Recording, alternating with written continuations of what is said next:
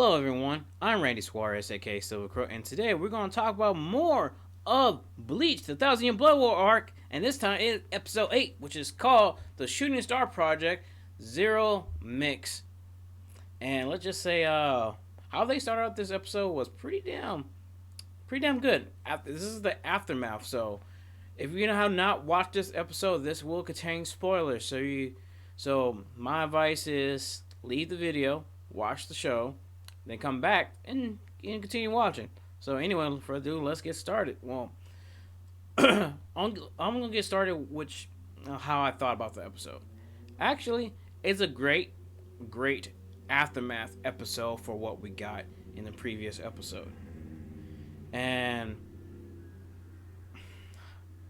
I don't understand the complaints. Are complaining about. Well, I'll get to it in a few. I like the how the animation showed the seriousness of the situation, the destruction of the Soul Society, and you know you had Unohana and Isane, and their squad handling the injured and the dead, and seeing Isane cry because she had her own opinion about not not helping, but in a weird way, Yamamoto was right to have them not to help during the battle due to the fact their squad is only for healing, and to have them battle and lose their healing squad to heal the rest of them will be a major loss. And Isane was not we didn't really think about that until she realized, oh, that was the final order of the head captain. Now, showing, Sunsui looking at the big meteor, the last, the last battle of Yamamoto, knowing that that was his father figure, and showing the title, the Shooting Star Project Zero Mix. Now, even cutting towards the them looking at Yamamoto's sword and getting reports, so everyone freaking out, basically shout out like a child, and then you have the Fox captain. Him telling me, you think you're not the only one who wants to yell. You know, and having Shinsui rein in everybody, because at the end of the day, he said we're the Ghost 13. Our job is to protect the Soul Society. So at the moment, yes, we can mourn, but we can't mourn so much that we lost, even though we lost our leader. Then of course you have Ichigo and Mayuri discussion as well. Same thing with when they finally showed Rukia and Renji, and Rukia's like was telling Ichigo, hey, they said don't worry, we're there. We're just killing at the moment. But Rukia has been friends with Ichigo for the long time, realizing there's something wrong, and doesn't know what it is. And this also goes back to the fact that a lot of people still think that Ichigo and Rukia should have been together, but hey, we didn't write the story. So anyway, even finding out that Ichigo's Bankai sword Tensai Zangetsu couldn't be repaired, couldn't be fixed, and that's even more despair on Ichigo. But luckily, we got a little bit of comedy with the Zero Division arriving. Again, Soy Fun having made some good point, but not good enough to point that okay, when they introduced the Zero Division, and this is coming back to what I said earlier, that I don't understand the negative comment. People were sending death threats after this episode towards the animators. And I guess to Kubo, if I'm guessing wrong, over the Zero Division. I'm like, dude, it is not that serious.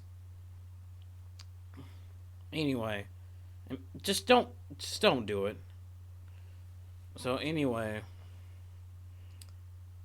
the Zero Division was there to get Ichigo, Renji, Rukia, Byakuya, and Tensai Zangetsu, Ichigo's Bankai sword. And, Soy Fun freaked out, saying, "Hey, you were on the castle just looking down on us while the Saturday was getting destroyed." Yada yada yada. Then the Pompadour or the Zero Division said, "Hey, that was not our job. Your job was to protect. You failed. You tarnished the name of the Gote 13. You don't deserve that."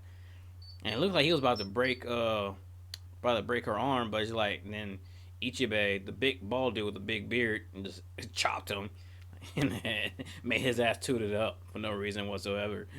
Um, but yeah, they end up getting Ichigo after confirming a lot of stuff with with Chad and Orihime and Uda and Kisuke Urahara. And fast forward to see Kohaku and Ganju Kohaku sending them straight back to the royal palace. And Ichigo's like, these things don't have seatbelts.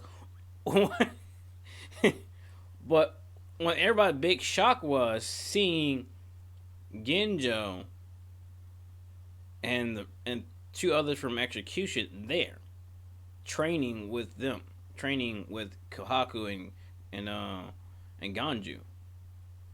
Now, going back to the Fullbringer arc, yes, I still don't understand how Ichigo kind of forgave Ganju. I mean, I still don't understand why that was never a top subject talk between Orihime and Chad. Like, y'all forgot who y'all were that easily.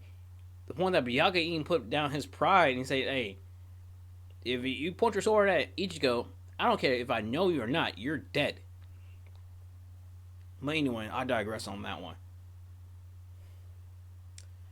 And the episode ended with Ichigo in the healing hot tub or healing hot springs with the Pompadour guy who Unohana learn her healing from is from this guy. So anyway, this is a short and sweet review. To be honest, I've been feeling a little bit under the weather and busy work and kind of caught up to me finally.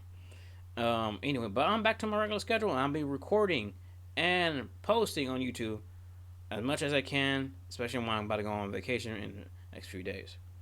So anyway, like, comment, subscribe to my channel. Like I said in all my previous videos on this reaction, on this review, pardon me, that I will be doing this until this arc is over. So, till next time, peace out. Kakui.